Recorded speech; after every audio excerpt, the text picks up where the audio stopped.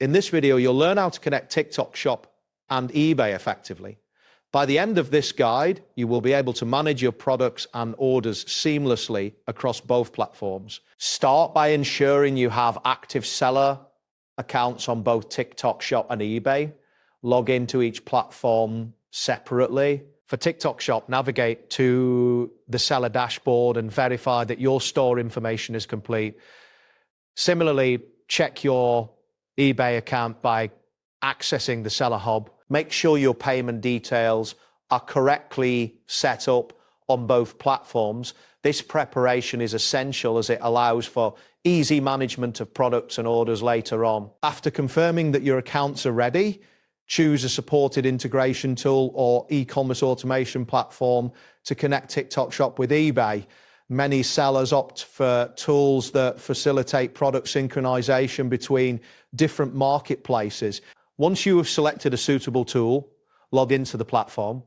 You will then need to connect both your TikTok Shop and eBay accounts within the integration tool. During this process, grant the necessary permissions so the tool can access your store data without any issues. Following the connection, you will need to sync your products between TikTok Shop and eBay. The integration platform will provide options for managing inventory, pricing, and order details. When a product sells on one platform, the system should automatically update the stock levels on the other. This automation is crucial for maintaining accurate inventory across both platforms, reducing the risk of overselling or stock discrepancies. As you manage your sync products, regularly monitor your listings to ensure that all product information remains accurate.